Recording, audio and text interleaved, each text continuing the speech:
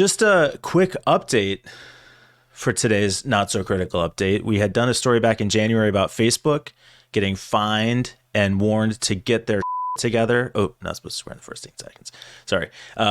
Get their stuff together in the EU. And it looks like they have complied with the requirements of the request at the very least. We are without Peter once again. We'll share why. And we have a good conversation, just John and I, on today's Not So Critical update.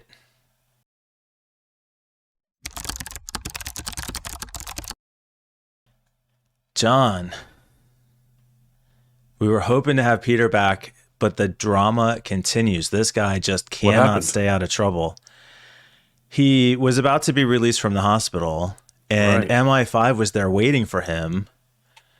I know, crazy, right? It turns out that they had bought data or shared data with the FBI from the story we talked about yesterday. Found suspicious traffic in Peter's traffic history. And obviously, Peter's a internet researcher, security researcher, so there's a legitimate reason for this. But he's still actually being held, trying to convince him that he is, in fact, that Peter Lowe. That's crazy. I thought he printed out that he's that Peter Lowe on little business cards. Yeah. Guys, I'm that Peter Lowe. Still trying to get that sorted out. So wow, that's crazy. I guess his reputation only extends so far, apparently. I guess so. But I'm sure they'll get it worked out. Yeah. Oh, yeah.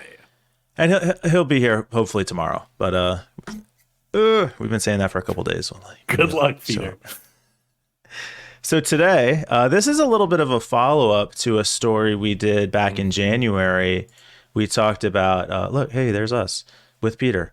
So back on January 18th, we talked about how Meta had been fined almost 400 million euros for their ad practices that violated European Union law.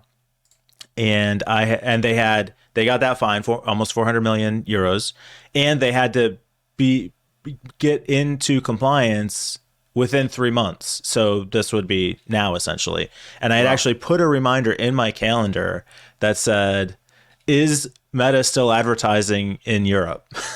And it turns out they are. With the power of foresight. That's right. Otherwise, we just do the story and move on and whatever. Yeah, we just forget. Because we are Class A journalists. Which is usually what happens, quite honestly. And consistent with how news and journalism work pretty much around the world at this point. That's just news practice right there. Yeah, standard practice. Who cares to revisit these things? So what they're what doing... have they changed? It used to be what they did was when you agree to their terms when you agree to their terms of service as part of just using the platform, you're agreeing to be targeted and let them use your personal information. The fine was because the EU said this in Ireland, you can't make it a contractual obligation. It has to be a functional obligation.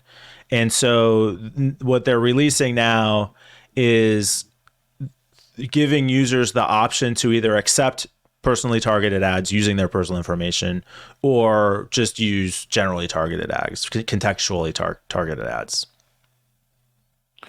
Okay, that's a move in the right direction, but I still feel like they're going to be able to slither right out of a situation like this and take advantage of these new rules or these new... It always feels like, and also, I just want to talk about like the 390 million euro. That's almost $500 million. I wonder how small of a drop in the bucket this is.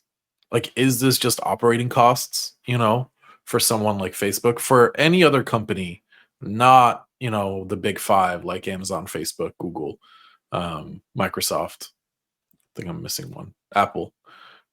Definitely drop in the bucket. But like any other company, any other tech company, this is a debilitating amount of money. I think we actually looked this up as part of the original conversation. And at the time even thought that it really was the 3-month compliance deadline that was going to be the issue. And I from reading the article, I don't get that they're going to stop collecting the data. They're just going to stop using it for the ads. And to some extent, I guess that's valid. To be a user of Facebook, they have to know who you are. To make recommendations, they have to know what your interests are. I mean, that is that's a fair argument. I guess it's just kind of scary that they are still, like you said, they are still going to be collecting this data. And if you are a European citizen, you can, of course, make a GDPR request to Meta. Say something like, you can do a what is it called? A request to forget, Yeah. request to delete. I don't remember all the different requests you can make, but you can make a GDPR style request to them and say, forget all about me, delete all my shit. But not Um, presumably while you're also still an active user. no, no, correct. You would have to abandon the Yeah. platform. I guess it's an added step, or it's a step in the right direction. It just feels kind of, well, if Peter was here, he'd be like, "Yay, Europe." But I don't know. I Not what just he's feel saying like to he's always MI5 right kind of. now. That's probably what he's not saying. He's like, "Oh, boo, Europe." Uh, Although he's not actually part of the, he's not a EU citizen anymore, no, as we notably. love to remind him, he is Yeah, not an EU true. citizen. Thanks to the UK citizens all voting yes on Brexit Yeah, yeah, yeah. to exit the European Union. You're Wow, welcome. what a decision! Yeah, congrats and good luck. Um, but no, he loves Europe. He loves all of their privacy violations and all the stuff that the European Union does. He lives for it. He grovels at it. Just give me more. But back to the problem.